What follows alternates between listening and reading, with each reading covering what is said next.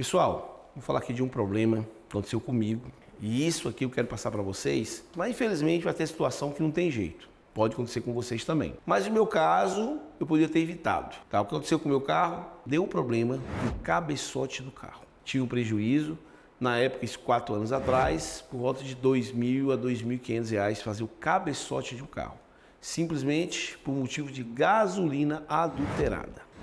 Pode isso? Mas como é? Gasolina adulterada chegou a danificar o cabeçote? Sim, não só o meu caso, como já vi outros relatos também. Aconteceu de várias outras pessoas falar comigo, ter passado pela mesma situação que eu passei. Aí eu pergunto a vocês, já aconteceu com vocês? Faz seus comentários aqui. Esse carro é da minha esposa, ela que rodava no carro, na época o C4 Palace, eu rodava no Sonic.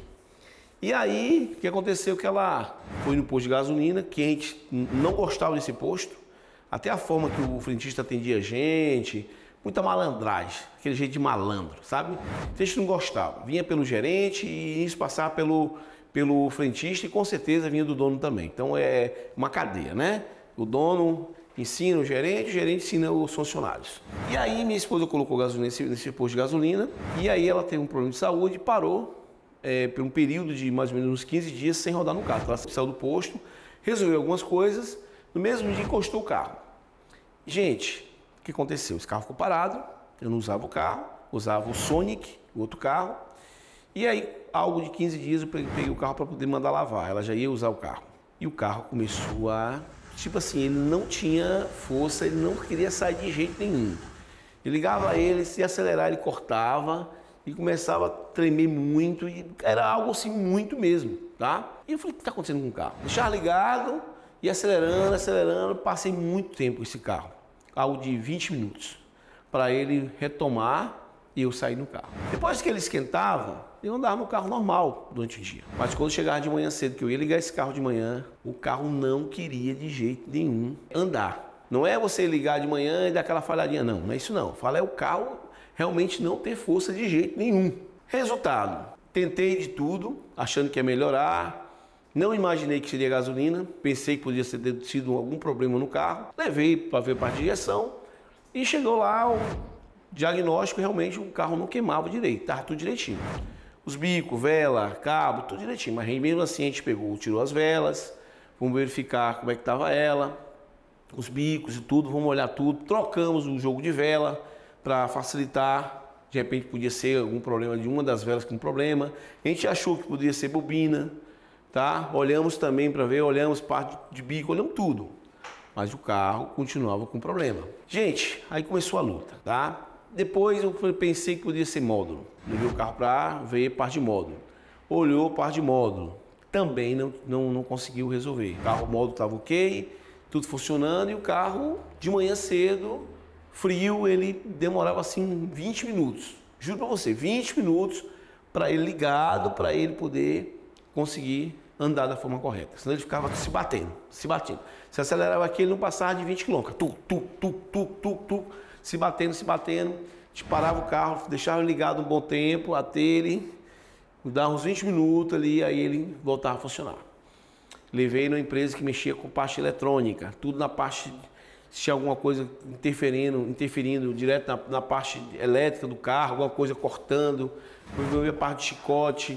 Nada. E nisso passa 1 mês, 2 meses, 3 meses. Voltei de novo o carro para o meu mecânico novamente. Ele falou, Edson, eu, pela minha experiência aqui, eu tô achando que é cabeçote. Eu falei, cara, como cabeçote? O carro trocou óleo direitinho, dentro do prazo, até antes do prazo. A água, só usa a água recomendada. Correio eu troco antes do tempo.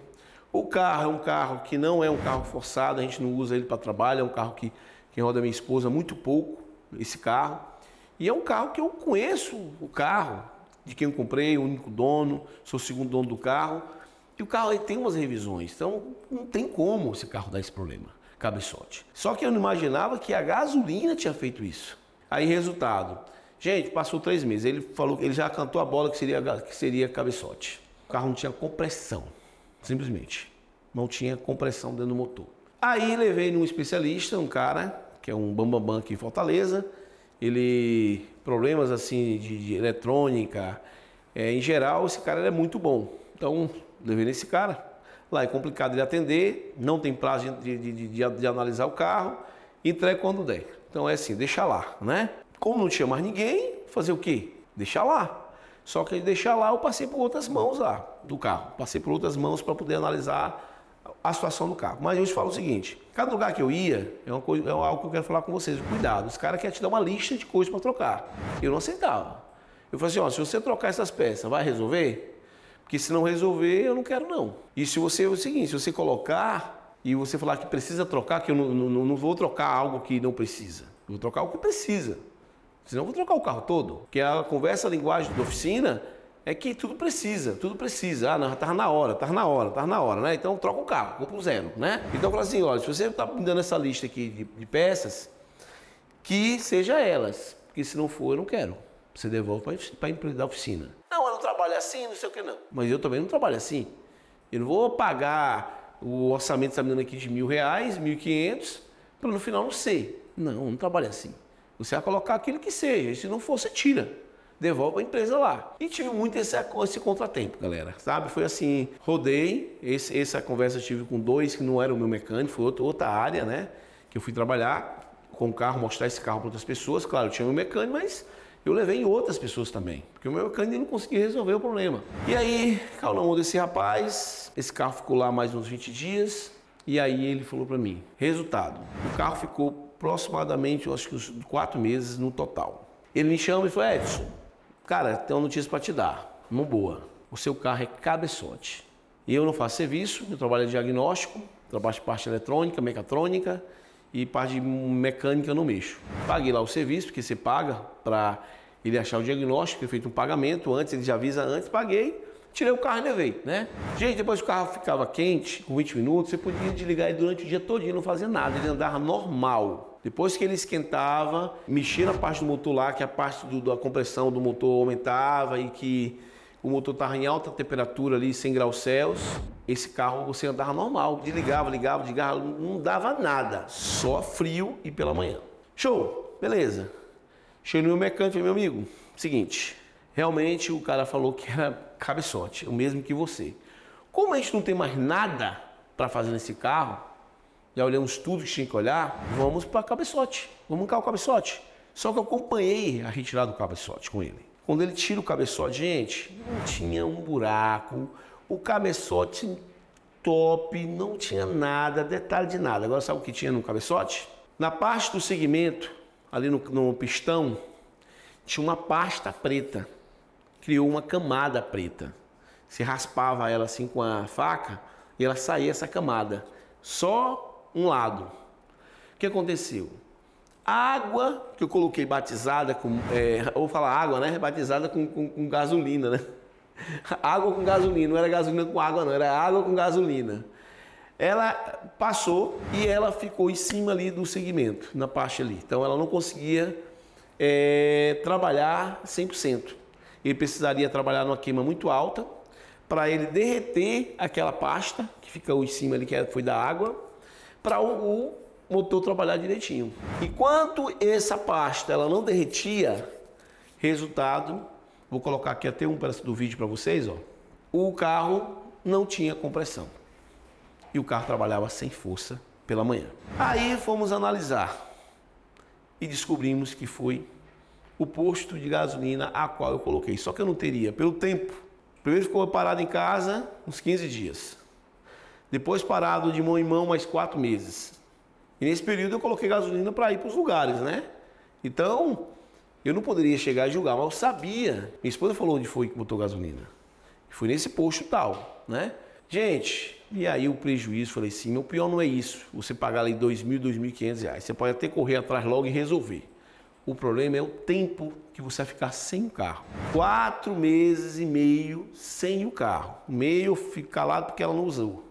4 meses rodando de lugar em lugar. Depois não ficou mais, porque teve o tempo de fazer o serviço. Gastei mais ou menos mais uma semana para ele fazer a parte de cabeçote, fazer a limpeza toda e aí montar tudo e trabalhar direitinho o motor. Aí o motor voltou a funcionar. Mas aí o que acontece? Aí que eu quero passar para vocês.